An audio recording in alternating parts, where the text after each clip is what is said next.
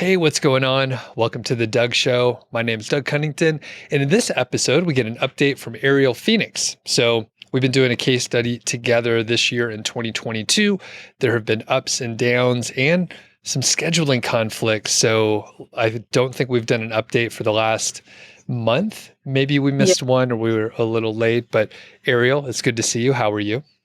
I'm good. I'm good. Thank you. So, and you're staying up late to accommodate my schedule, but we have had some scheduling constraints. But like I said, I'm happy to have you on, and I know everyone's looking forward to the update. So, today we'll get the normal sort of metrics. So, we'll hear about traffic, we'll hear about earnings, we'll hear about what's going good, what's not going as well, and a couple other things to come. So, let's just get right into it. So how are the earnings and traffic looking over the past month or so? So for site two, everything is looking good. I earned $1,840 in total, and that's $1,000, roughly $1,000 from affiliates, $724 from Ezoic, and then Amazon $4, and digital products just under $80. So Gotcha. good month with that. And that's just site Sites, two only, right? that's site two. Yeah, that's site two. So as well, we'll get into it because obviously we know it got hit in July, so it's things are looking good now. So we'll talk about that in a moment. But site seven, conversely, is not looking as good, but it earned $360 in last month in October, and $100 of that was from the display ads. Amazon $220, and digital products just under $10. Affiliate programs just under $40. So still quite varied, but mainly Amazon. It's still mainly Amazon. Got it. So, and overall, to paint the picture, because we've done 9 updates before this. So if people are jumping in and they haven't heard the others, we encourage you to check out all the other interviews, and there are blog posts associated so you can see graphs and kind of how everything fits together. But you have a portfolio of sites. So when we started, you had 7 or 8. It looked like site number 7, which you just mentioned, had a great deal of promise. We focused Mm. on that for a little while and then determined that it probably had a very low ceiling because the specific content area didn't really attract much in the way of display ads. So we shifted to site number 2, where there's a much bigger upside, a much bigger audience, and I think you would spend a little more time on the site as well. Yeah. So we shifted, and then you mentioned July. So what happened in July for site number 2? So I'm getting confused with the updates, but in July, site two was hit by, I think it was the product. Yeah, it was the product review update. And yeah, so it was hit. The traffic dropped by, I think it was 75%. I've lost track of the numbers now. Yeah.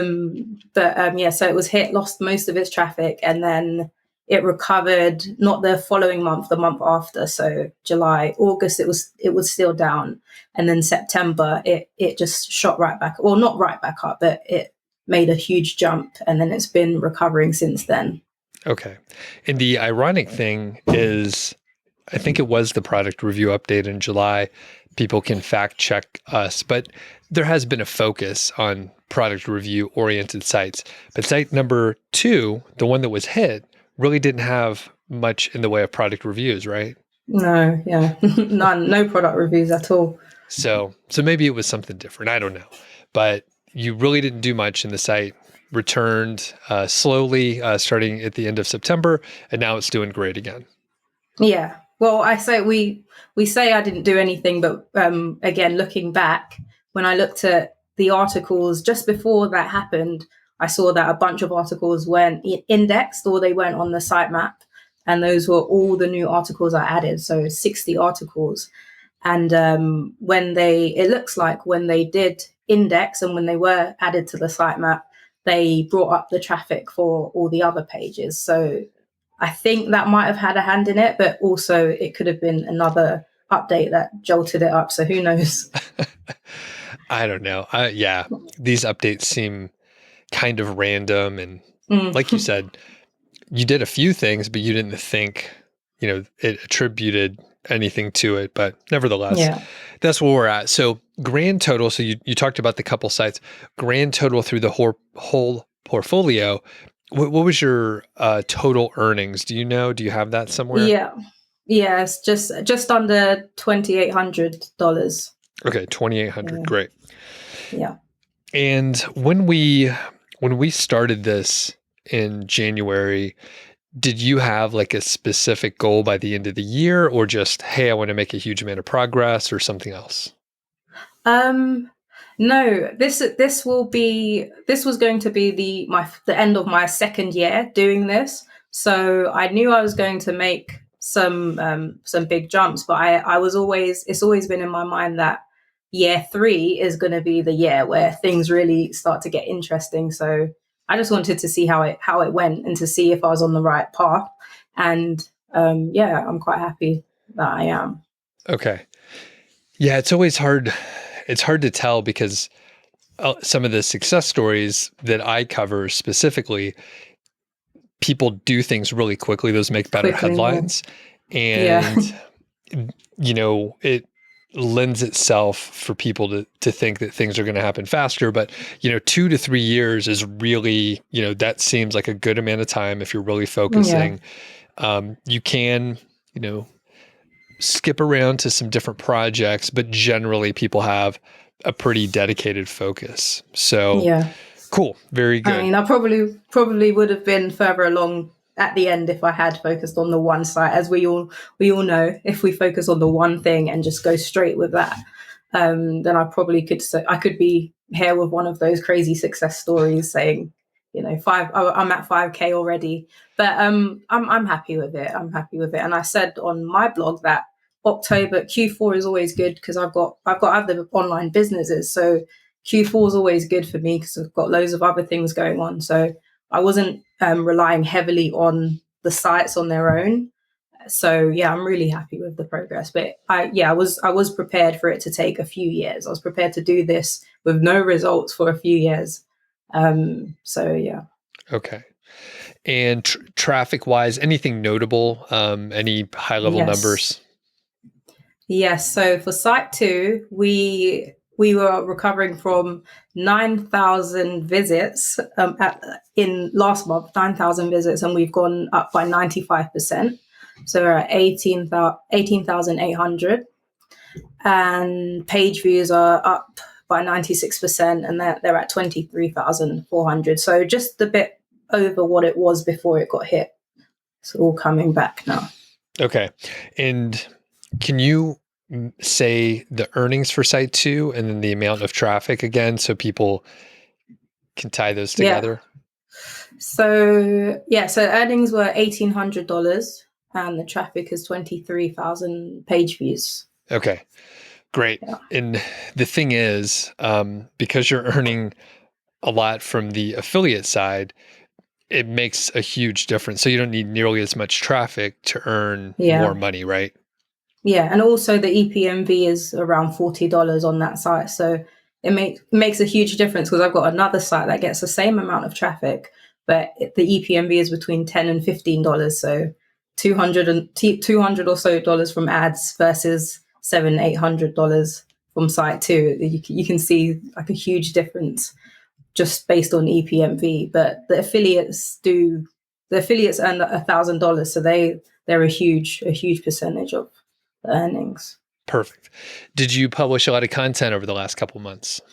No, my writer's been quite ill, and I've not really been inspired to write about it. Before I said that it was quite hard to find topics, and then I found a way to the thing that I was doing for site 7, which was like the location posts. I was going to do those, but then it's really high competition, and the traffic, the estimated traffic is not that high on those types of keywords for this niche.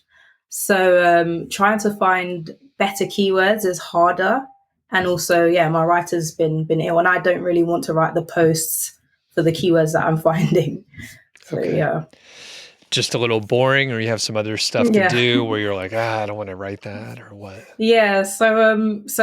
Well, Site 7, which we'll get into in a moment, that's not been doing well at all. And I've not focused on it. It's been going down slowly.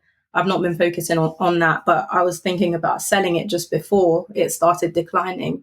But another project has taken off, and I've got I couldn't be more interested in the niche. So that's what I want to focus on. So we probably need to talk about that, swapping that one out for Site 7. Maybe I don't know. But, Okay. yeah. Now, is this one of the sites that was just in the portfolio that you kicked up because you were interested, and now it's starting to take Yeah. off a little? Yeah. So that's exactly what happened. And when I started that, I didn't plan on working on it. I just wanted to buy the domain and put it on the back burner, because I knew that it was something I wanted to do for the next 5-10 years or so. But the niche itself, because I know it's so huge. The niche is huge, and I knew it was going to take a long time because I wanted to build this mega site with it. So I was prepared to just to have the domain sitting there, maybe put 10 articles up and then let it. But I've been adding stuff to it, so it's grown now. So yeah.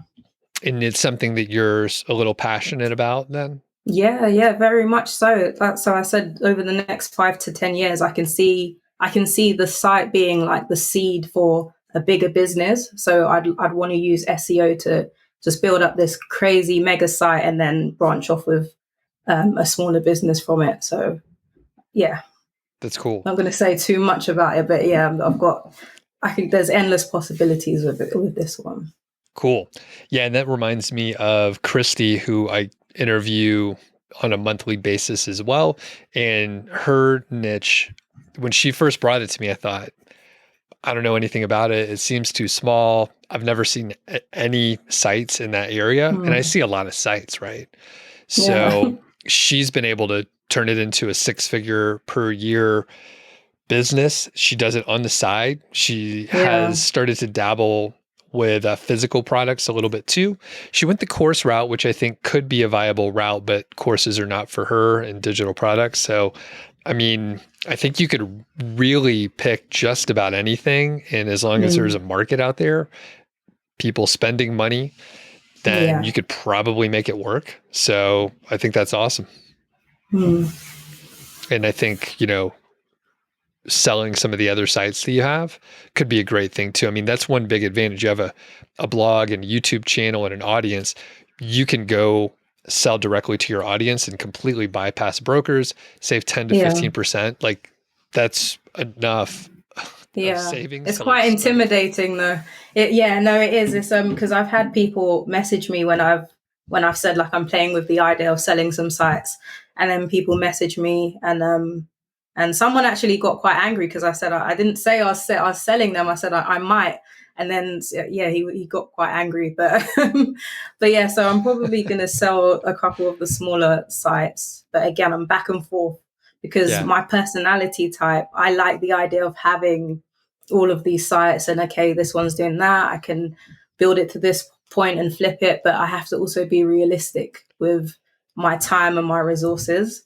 And now that I'm trying to not necessarily step back, but I don't want to burn out, and I do want to be more selective where I put my time. So it makes more sense to focus on something that I am interested in and maybe give those projects to someone else that can build them up. Cool. All right. So we kind of hit the broad metrics. Anything that went really well in the last couple months here? What's gone really well? I've started filling it out. I said, what's working? No, I haven't done what's working. Doubling down on brand building. So I did say this before. I've started making a second digital product. So the first digital product, on a good month, it might earn like $150, which is it's not a crazy amount, but for the amount of traffic that the site's getting and the minimal promotion that I've done with it, I think I could make it doesn't take much time to make a second digital product. I can make quite a few of these.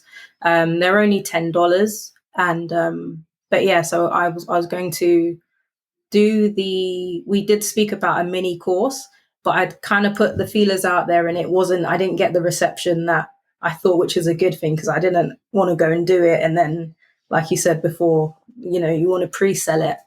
So yeah, so more videos, doubling down on brand building, so more digital products. Free downloads have been really good for me because I've been able to start to build the email list back up. And I think with the affiliate promotion that I can do, the email list will really come in handy with that. So yeah, brand building with site too, and time on page. So my EPMV before the worry was that as my traffic was growing, the EPMV started declining, and that started happening a bit now that traffic's picking back up, but it's not as vast as it was before. So I was getting $50 to $60 EPMVs before the traffic started rising, and it's gone down to like $40 now, but it's still good. One thing to look at there is if it's specific pages, maybe a page that doesn't have as high of commercial intent or advertisers don't want to advertise, that may be getting more traffic. So traffic's going up, but it's to a topic in which there are not advertisers or not as many, and it's just not paying as much.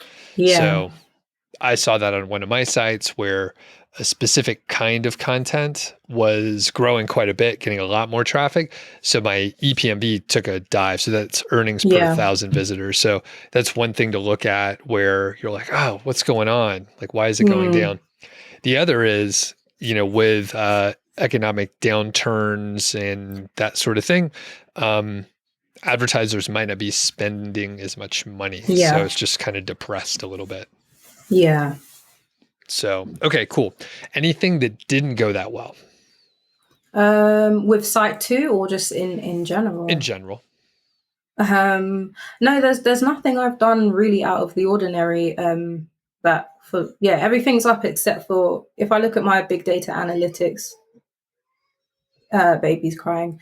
If I look at my big data analytics, everything is up. 95%, 1%.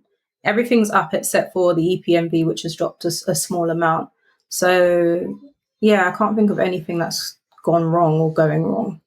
Okay, cool. Yeah. So, and we'll use this as an opportunity to talk about Ezoic because we like Ezoic. So this is a little ad. You mentioned big data analytics where basically you can get tons of analytics. What certain areas do you look at big data analytics? I always head straight over to my landing pages to see where people are going, how long they're spending on those pages, and also what those pages are worth, because I use that to find what topics I should be focusing on. So if there's a specific type of article or topic that is, you know, really high, the highest EPMVs are there, then I'll look for more opportunities to make more articles within that cluster, maybe link to it from that one. And that's done really well because before my EPMV was dropping and the articles, I was getting more visits, like you said, but I wasn't able to see why that was happening until I looked at the top earning pages and started trying to replicate those. So cool. Yeah, that's the main thing I do on there. And then have you played with any of the newer products like Flickify or the Niche IQ? And Niche IQ is kind of like a keyword research and SEO type tool. So what have you done? I done a video on that the other day. I was in a Niche IQ finding topics because I used the tag tester to raise my click-through rate, which worked out really well because I found that I should have numbers in all of my titles, as there's no case where adding a date or top 5 didn't do better than the one before. So I use tag tester to do that. And then Niche IQ, it looks at your data. So it looks at your Google Search Console data. It looks at your competitors because it's got all the information about your site, and it makes suggestions on topics that you could cover. And it gives you a rough estimate of how likely you are to rank for that. Sometimes it's a bit off, but when you go through and you find some real topics and real gems in there, and you can go and explore that further. So I've been using that to find new topics on there. The keyword length is not the keyword length. The volume is not always accurate, but no tool is with that. But yeah, it's got some good topics on there. Cool. Awesome. And I haven't played with the Flickify or Humex very much, but Flickify, basically you could like take a blog post and then create a video, and Yeah, there's like a video editor in there and B-roll and images, and there's an yeah, AI character that will read out whatever you want. So yeah, it maybe, if you wanted to do your blog post verbatim, it'll do that. But you could also yeah, edit it down, because sometimes yeah. you don't need it to be, every single word. You could trim it down, make it a little shorter. But it's a full video editor, basically. Yeah, I'm going to be using both Humix and Humix is just to display the videos, but I'm using Flickify to make 100 articles for the top. 100 videos for the top 100 articles, and I'm going to add those to them to see if it increases time on page and all of those things. So we'll see how that goes. Cool. Okay, so we'll wrap it up on the Ezoic side. And I know one thing that we were talking about, because this is kind of a coaching situation that we're doing here. So it's part success story. We're hearing, what's going on, and then I help you out sometimes. So you told me that you were, kind of a little distracted and maybe multitasking, and you were like, I need some help with productivity. So kind of explain what was happening that day when you sent the email, and then just in broadly, what do you think you're struggling with? This is ongoing. It's been this way forever. I'm just disorganized. You were politely trying to put it. It's the worst thing for somebody like me who has shiny object syndrome to be disorganized on top of that, because then you think you're being productive and you're doing things, but you're not necessarily. You could be doing so much better. So that's something I'm very aware of.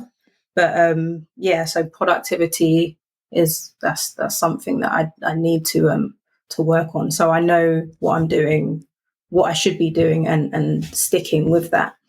Okay. And one thing that you wrote in that email was you had like 50 tabs open, or like 20 tabs or something. Yeah, 50 is closer to what it would have been. Yeah.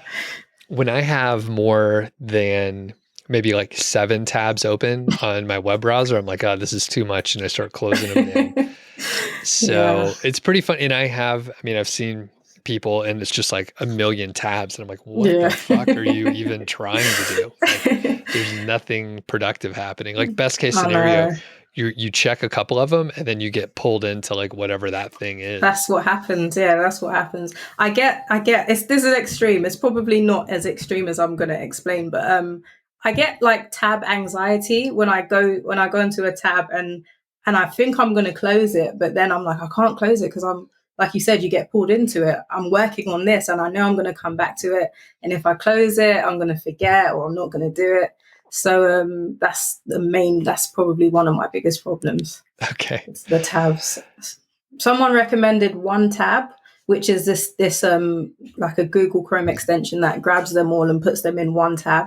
But then what was happening was I started accumulating a few of those, so they had like 10 or 15 in each of them, and it didn't do much. It just gives you a way to open even more of them. More exactly. Yeah. So. Oh man. Okay, so a lot of people do have the shiny object syndrome, and part of it is there's so many tools, right? So let's just look at one little area, like the AI tools, right? So there must be like a dozen or more that we can name off. And there's probably, twice as many that we don't even know about that are out there.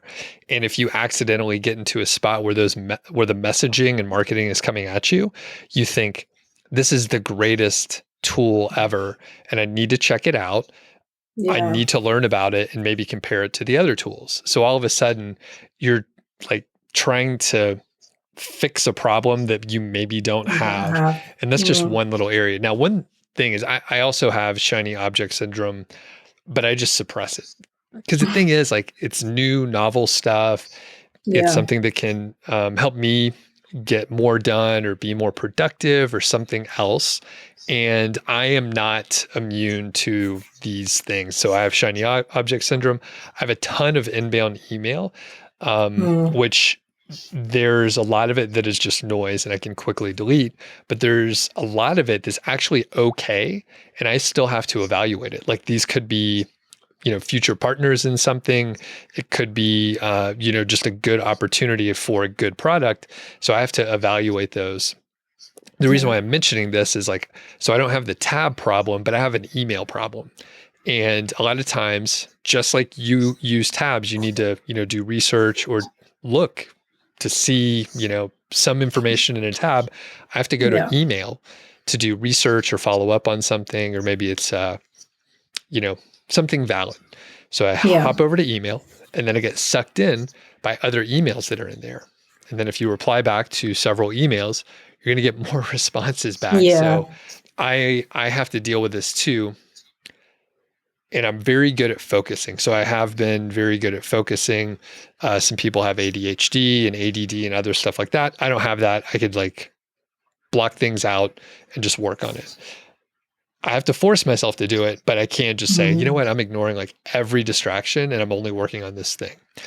Yeah. I always feel better when I do focus, and then, maybe it takes me 20 minutes to get into the groove, and then I finish the thing or get really close and I spend, 2 hours on it and I feel really good afterwards. And all the noise that I could have gotten distracted from, it doesn't even matter. I don't even pay attention and I don't even look at it because I know I got so much done.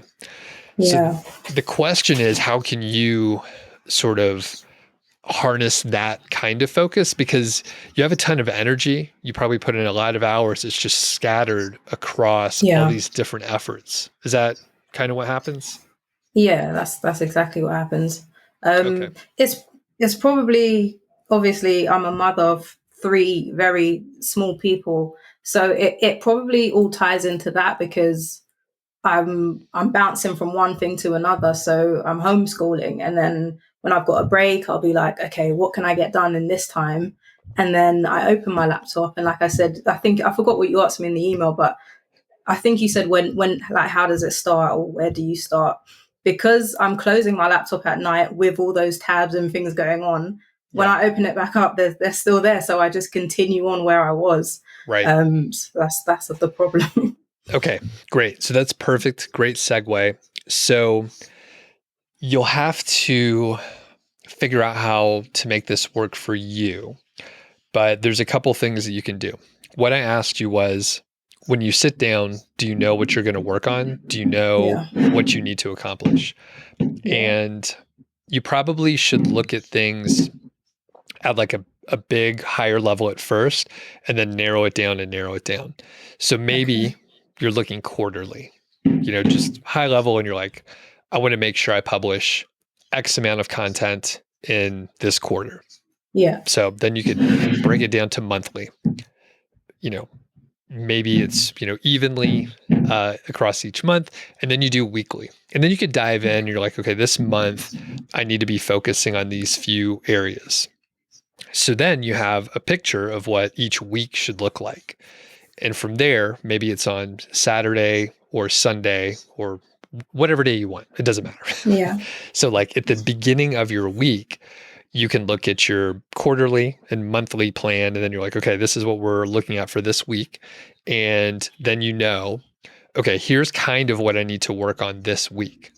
And then you could break it down further and say, all right, on Monday, I need to work on this. Yeah. Now, what you will do initially, because we all do this and it doesn't go away, you're going to think you can get a lot more done in one day than you actually can. And there's a quote I think a lot of people have been attributed, but basically you can't get as much done in one day as you think, but you can get a lot more done in like a year or 10 years. Yeah. So when you look at one day, you really overestimate what you can do. And when you look at a long period of time, you underestimate it. So you're going to screw that up. You're going to screw it up probably by like 2 to 4x, something like that. Okay. And then you'll get better, and it's okay. So like you'll mess it up, and then the first day you're going to get half of what you thought done, and then it's going to goof up your schedule moving forward. But you could just adjust and just know, I need to really scale this down. And by planning your week ahead of time, in your days ahead of time, when you sit down, you know, okay, here's what I need to focus on today. Don't get distracted with other stuff by the email that may pop up, or maybe you get an email for an offer of a product that you think you might be able to use. That's the worst thing. That's one reason why I hate AppSumo and other things like that, because people buy products that they might be able to use in the future, and then they waste time, they waste money, and maybe they can use it in the future, but fuck, most of the time people don't. They just buy it and they have a lifetime deal for some product they're never going to use. Yeah, I've been there. Yeah. I think most niche site people have been there. AppSumo it's a lovely place, but it's dangerous. Yeah. So and that just goes in general. Like, don't buy stuff you don't need because you think you might need it in the future, and don't buy stuff because it's a good deal. So I do that sometimes. My mom was, she did that all the time. She would buy just shit that she didn't need, like just cheap stuff. And it was, like retail stuff. So it was just like, really cheap products that were kind of crappy. And I do it too sometimes, but I try not to. I'm like, you shouldn't buy something because it's a good deal. You should buy it because you need it. And I know a lot of people are out there, they're like, well, I bought this product and it was a really good deal, and then I used it. It's rare. It does happen, but most of the time we just buy shit we don't need. We don't need, So I'll quit complaining about that. And that's one reason I'm not an active affiliate for like AppSumo. People make lots of money like recommending those products, but I'm out. Like, I don't want to perpetuate the bullshit. So, okay. When you sit down, you will know what you need to work on. There's a second part of this, but I'm going to pause. Do you have any questions on like high level approach and then dial it down to quarter, month, week, day? So I'm thinking, is it a case of choosing the highest priority? So just one thing to do every day, or making a list and then deciding. So you say quarterly. So I'd start with what I want to achieve this quarter, and then when do I attack each of those things? Is it like one thing a day, or is it? Sure. Great question. It's up to you, really. The best way to do it is to just have maybe 1 to 3 things per day that are big chunks. Yeah. So you will probably find, like I mentioned, that you won't have enough time to do what you think you can in those daily segments. So it might start at 3 or 4, and then you're going to realize that you got one thing done. Yeah. And then you'll just shift and say, I'm just going to plan on one thing. And this is the best way to do it. Just plan on 1 or 2 things. And then if you happen to hit a stride, you can do another thing. You get started on the next thing. Instead, maybe you go spend time with your kids or do something better than working. Yeah. And that's really what you should do. But sometimes you got to do more work, right? You're in the hustle phase. So the prioritization is tough because, you're going to look quarterly, and then you're going to, don't hold yourself back. Treat it like brainstorming. You're like, I want to get this done for this side. I want to get this done for this side. I want to get this done. And then when you try to shove that into a monthly plan, you may realize that you have to table stuff. And this is why I usually encourage people to only work on like, as few sites as you could tolerate. So, and I do understand, and we talked about this when we did the update. When one of your sites got hit really bad, you had other sites to work on. Yeah. And that was. Go ahead. No, that was one that I mentioned, which is like my 5 to 10 year thing. That was one of the ones that I just zeroed in on, and that's started paying off. So. But again, we've, like you said, we've been through this. I definitely see the benefit of one, especially when you zoom out. And like I said, some people are like, if someone was a lot younger and they don't have loads of responsibilities and stuff, then you could probably get away with doing a bunch of different things if you've only got the one thing going on. But yeah, I've got so many other things going on. So the time that I do have to sit down and do things, I really do need to be selective about what I'm doing. And smaller projects are not necessarily the best use of my time. So yeah, I definitely get it. Cool. Okay. Any other questions before I hit the second part of this? Do you somebody mentioned the Kanban board, I think it's called. I don't know. Kanban. Oh, okay. Well, yeah, I've only read it, so yeah. Yeah. But yeah. So is that something? What do you think about that? Yeah, that's great. Prioritize.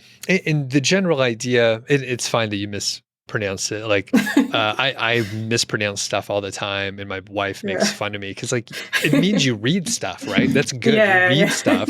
You have an advanced vocabulary, but you just haven't heard someone say it. That's cool. It's fine. Yeah.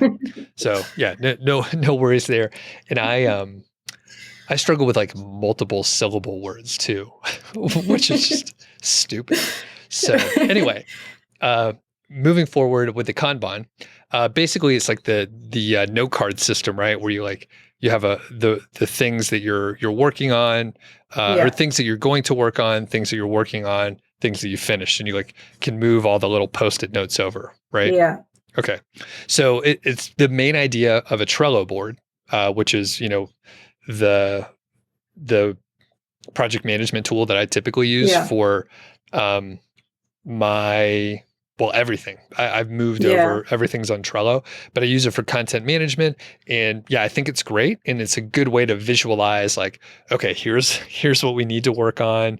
Here's what's in progress, and here's what we finished. And you can see that you're making progress along the way. Yeah. And you can have, you can just use Trello, which is fantastic. Cause then, I have it on my, my phone. There's an app on the phone. I can pull it up on. Is it the same as ClickUp? Or I don't know. They different thing? Okay, because there's quite a few of those project management tools, and I was on one and I bounced over to ClickUp and I had to relearn that. So that's something I'm mindful of as well. Going like new software and relearn. It's all like Monday.com. Is it similar to that? You know what? I don't know either of those, but if it's based on a Kanban concept, then yes, it's like, any of the tools will be fine. And it's great because you can just see like the high level card. You have like the list of cards, and then you can move things over and have like different statuses for each one of the cards. And the card, you open it up, there could be a ton of information. There could be owners, there could be comments, there could be attachments, like all these different all these different pieces of information can be held within the card, and you don't have to look at it all at once. And it allows you to abstract like the idea of the card into just the card, and then you can go deep dive if you need to. Yeah. Okay. Yeah. And the tools all should be very easy. I, have my VAs use Trello, and basically I'm like, go watch a video or two on YouTube, and then they know how to use it.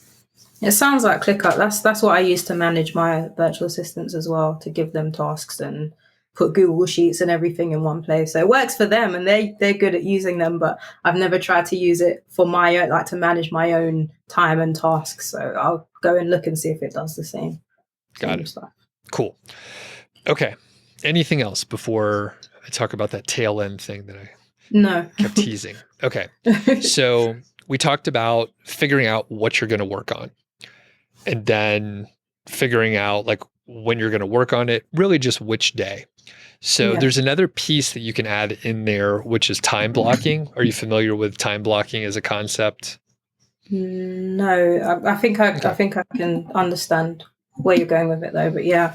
So basically you have a calendar, and I learned this from a book called Deep Work, but it's a concept that Cal Newport, picked up somewhere else as kind of a general idea. But basically it's like, you have a calendar, imagine Google Calendar, and you just have like a block of time, and you're noting from, 9 a.m. to 10:30 that you're going to work on X, and you map out your whole day, every minute, usually 15 to 30 minute blocks. And then you just, map it out. I used to do this just on a piece of paper, and then it keeps you on task. Kind of like, it's similar to like meditation, where when your mind wanders, which it will, you just bring it back to the meditation and breathing or whatever the thing you're doing, right? Yeah. When you get distracted and you're supposed to be working on your blog post, and then you start researching some new tool. Keywords. Yeah.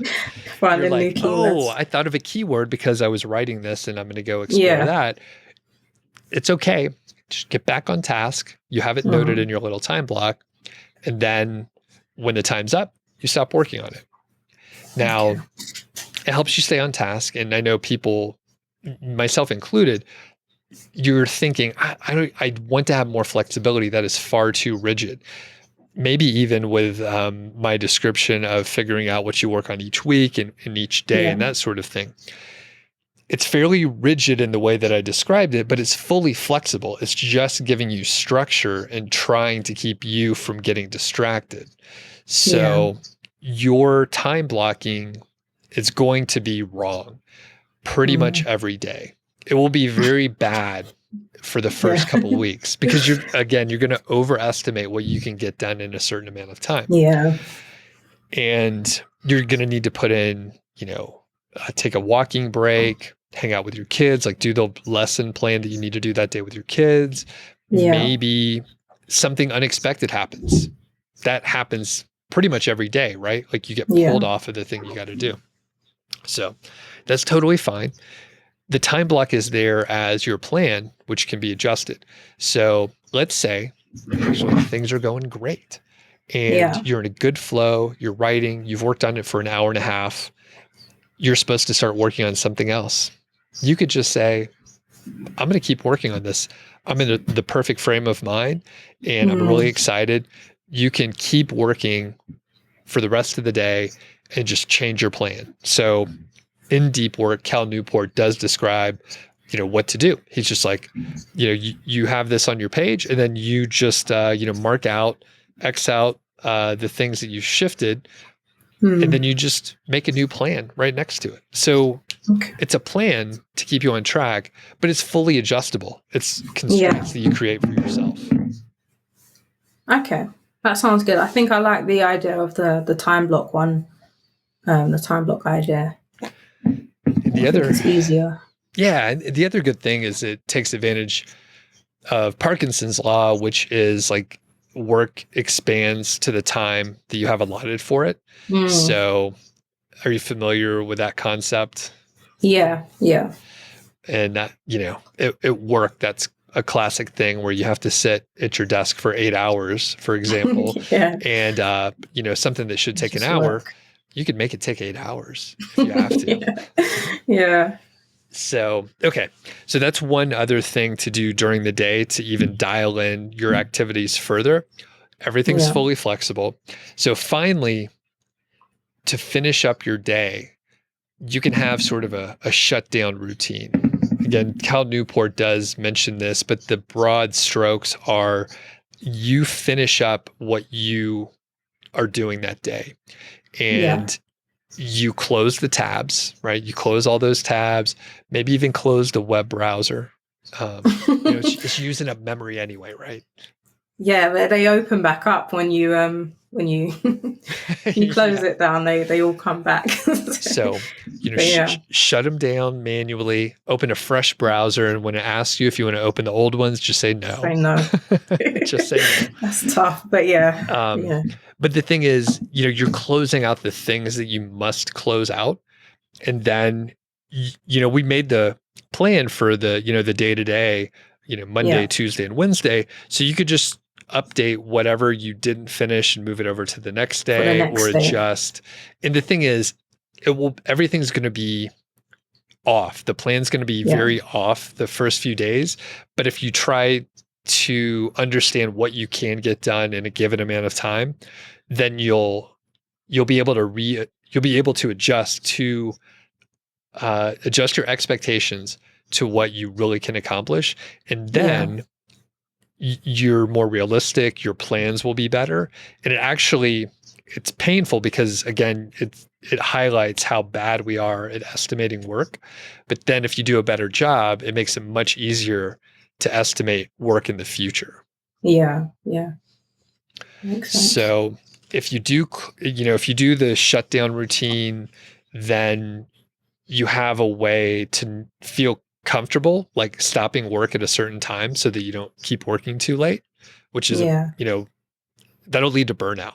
And that's So is what? specifically what you're avoiding. How does that work then? Because is it just you deciding that you've done enough of this task and then and closing it even if you're not finished, or keep going until you finish it and then nothing else, don't start any new tasks? It depends on what it is. And I would say you should have like some time where you stop. Yeah.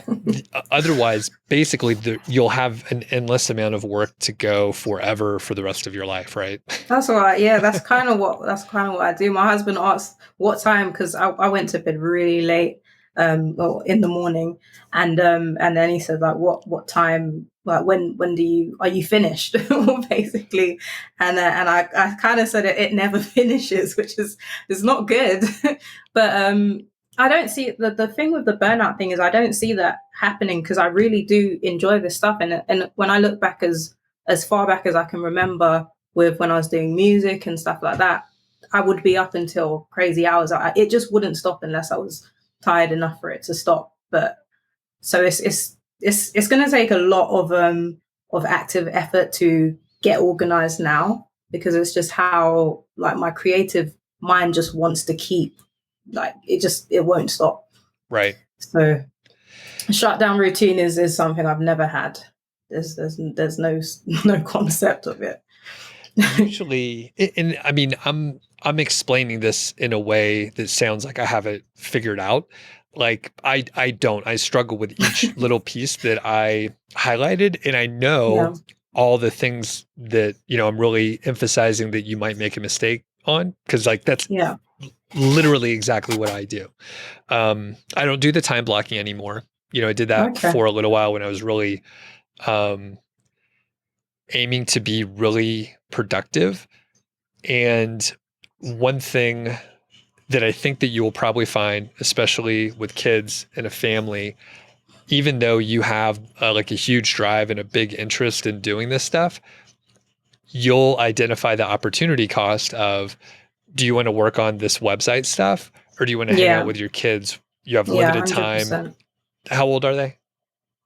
6, 4, and 1.5. So yeah. I mean, they get all of their. I homeschool, so they get everything. They get Yeah. all of my time, and like I said, we've shifted schedules. So in the whole morning routine is like we're at the lake. We've got the puppy. We're doing all the family stuff. So yeah, I'm definitely not missing it, which is why I decided to homeschool in the first place. So because I know I can get buried in all the stuff that I'm doing, so I wouldn't miss anything and I'd be able to be present and stuff. So um, that part is okay, but the work part is just chaotic. Got it. How much So, sleep do you get per night? I'd love to get more. I've probably got bags now. I've not been getting as much as I was before. I found niche sites, that's for sure. But yeah, maybe 6 hours on a 6 or 7 hours on a good night, but good Sure. nights.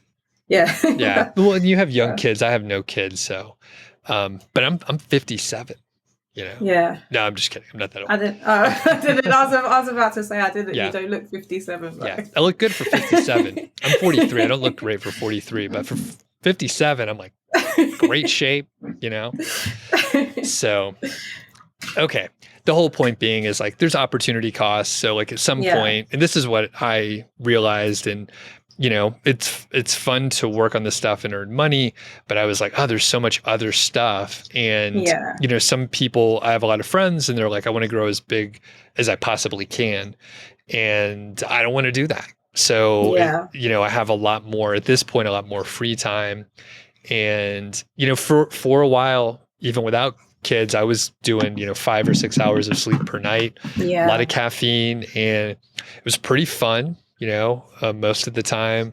And now I'm sleeping a lot more, and I feel less stressed out is like the Yeah. whole Yeah. thing. So do you feel like a Yeah. level of stress because you have a lot of I projects? don't. No, I never feel stressed. I feel like it just keeps going, but that's not necessarily a bad thing for me. It doesn't make me feel like I chose to do this. It doesn't make me feel like, Cool. oh, there's always something that needs doing. I don't have to do it. I choose to do it. And I am in that, like you said, that hustle mode where I know that if I pretty much grind for a period of time, there will be a period where I can sleep more. So I Yeah. can sit back a bit, but that hunger, and that's not good. That's not going to go away anytime soon. So I feel like drive while I'm in that, because I know a lot of people do get burnt out, and they feel that they're trying to find the motivation and stuff like that. And I feel like because I don't have that issue, I should use that to my advantage. I think I mentioned it in the blog post that I looked it up, and it's actually hyper focus. And it sounds good when you look at that word, but when you look into the meaning of it, it's not a good thing. It's bad. It's really bad, and you just like you see with tunnel vision, and usually that's that. Other things do get sacrificed in that. So Right. yeah, balance is the key, I guess. So it's hard to achieve.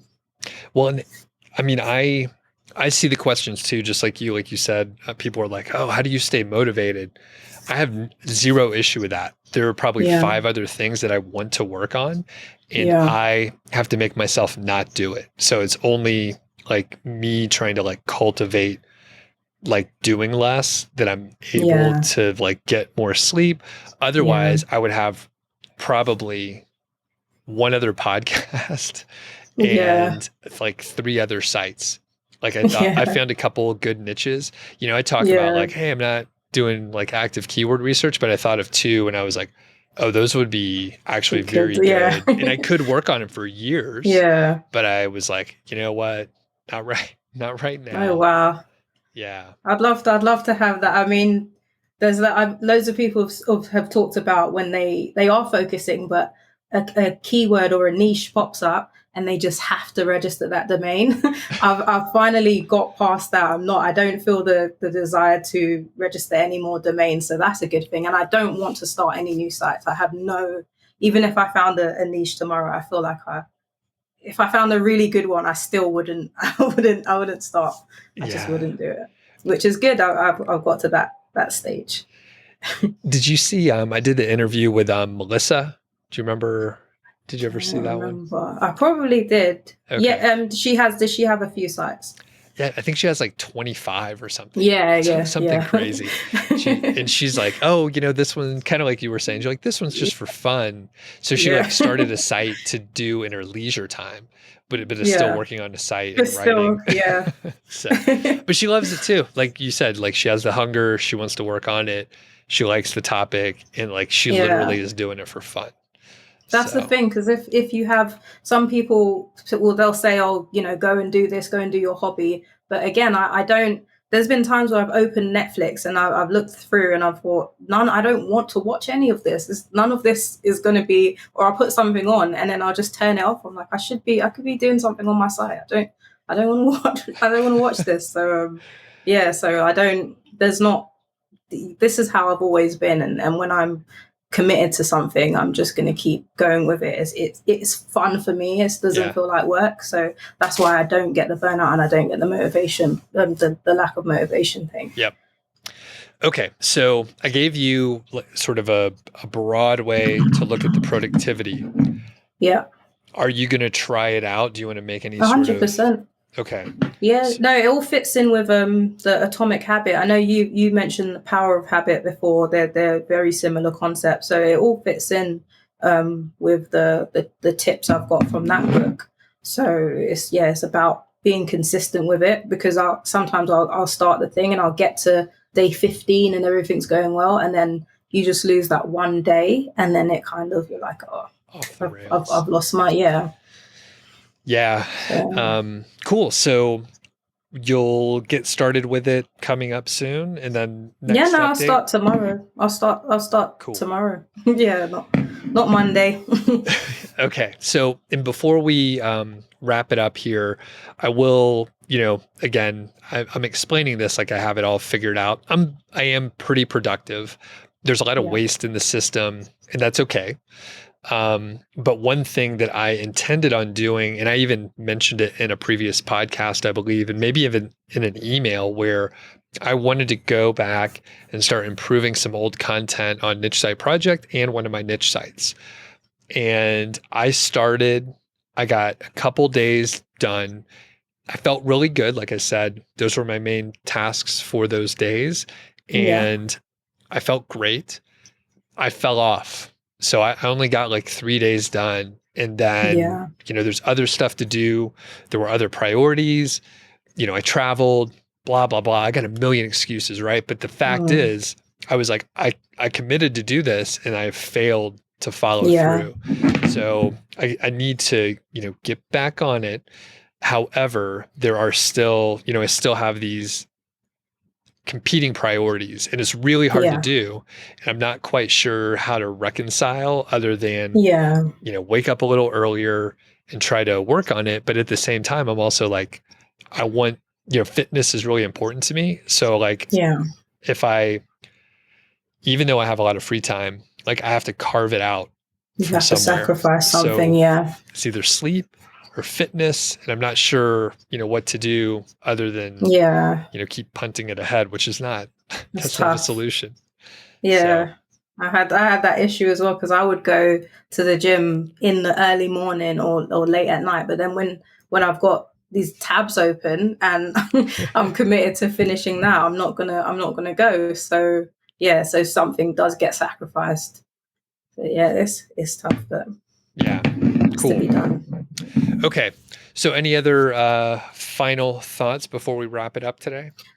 No, so just with site 7, as I said, that traffic is going down slowly. I don't know if we got over to, we didn't mention it too much, but the traffic's been going down. I don't think it's been it's not had a drastic drop, but I added 10 articles in a different cluster. They've ranked and they're there, but it's not doing anything really major for the site. And I don't think I'm gonna add a bunch of stuff to it. But I spoke to Shauna Newman the other day, and she gave me some advice on if I'm looking to sell it, what I should be doing with it. So I probably do need to work on that for a bit just to bring it back up and get it in a nice upward trajectory, and then try to sell that. So I might be looking to sell that one first or another one, and then focusing on site 2 and the other site. Okay. Which we could discuss. Cool. How much did the traffic, or how much has it been dropping? And you said it's kind of a slow decline. Yeah. I got Ezoic. Oh no. Yeah. So it's gone down by 27%. So that's quite a bit. It's gone down from 20,000 visits to 15,000. From 24,000 page views to 17,000 to 18,000, 17.8. Okay. The EPMV has gone up a little bit to $6.11. Okay, gotcha. But yeah. So I guess what things did Shauna mention over at skipblast.com? So working on it, yeah, bringing it up a bit.